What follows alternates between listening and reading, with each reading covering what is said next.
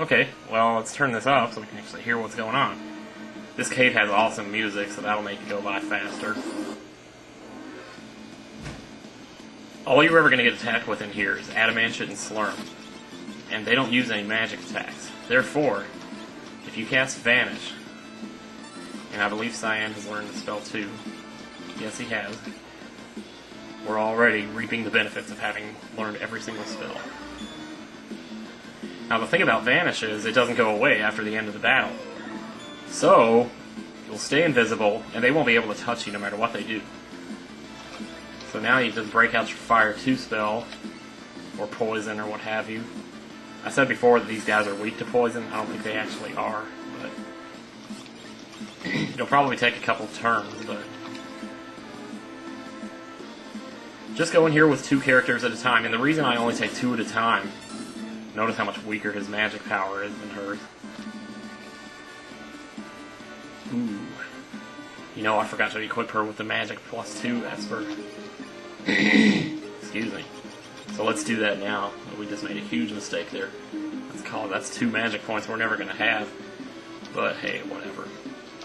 Notice how we both still have the Vanish status. So we can wander around out here if you want to, although I wouldn't advise it. Stay inside the cave, that way you only get attacked by the Adamantite and Slurm. And you can just sit here and wait a minute, hey, where did his Vanish go? There he is.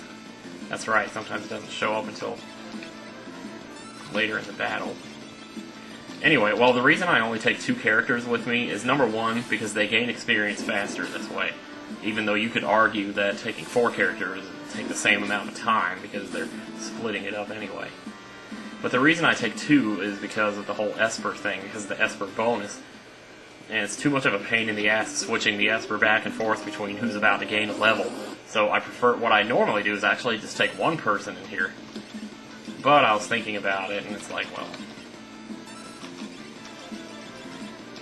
you know, you can take 2 if you want to build magic on one and strength on the other. Usually I just build magic on everyone until they're strong enough to cast 1 Fire 2 spell and wipe out 2 Adamantites with it. And once they get that far with their magic power, then they're ready for the Floatin Continent. But that's how I pretty much measure it. As soon as someone is powerful enough magically to take out all of these, to take out one of these with a single Fire 2 spell, then they're ready to go to the continent. But you don't have to build them up that far. That's usually how I do it with my mages anyway. But you can spend about, a half hour with each pair of characters out here, which I know is a lot of time, but trust me, it pays off.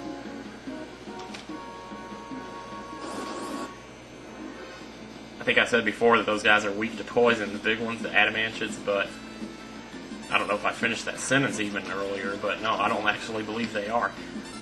But this is pretty much how I do it. I mean, there's not a whole lot of other explaining to do. Just about anyone can take those guys out with the Fire 2 spell. Now you might be asking yourself, well, what do I do when I run out of magic? Well, the answer to that is simple. Because guess what? The airship is right out here. So all you gotta do is get on the airship, go amidships, and just head straight for the back. And you got yourself a free heal. Restore your MP and your HP. Yes. And then we just head back up to the top.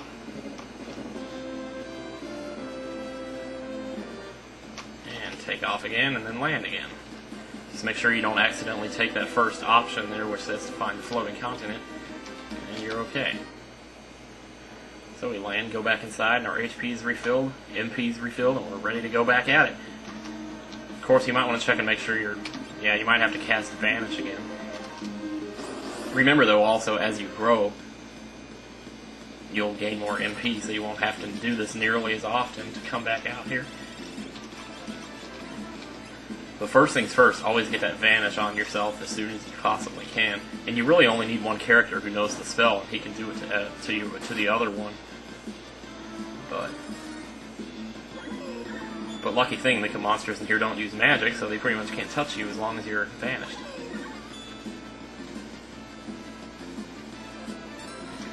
Sit here all day and wait for them to figure it out. If you want, you can even try to use physical attacks if that suits your fancy, then so be it. I don't know if there actually are better places to grind, but this is pretty much my favorite place because it's a nice atmosphere, the music is great, and it's all about the music with me, boy, let me tell you. Anyway, there really isn't it. Once you ground to your heart's content, I would advise maybe getting to level 30 before you go to the island. Maybe 35. Sometimes I've gone as far as 50. But it's pretty much depends on how you play the game and what you want to do. Do you want to be a powerhouse, or would you like there to be a little bit of a challenge? I don't know. So basically, that's my night in a nutshell for the next 3 or 4 hours. This is what I'm going to be doing. Going in and out of here and doing this. And again, once you gain enough magic power, you can beat 2 Adamantits with 1 Fire 2 spell. Then you're pretty much ready to go. Cyan's not building magic power, though. He's building physical.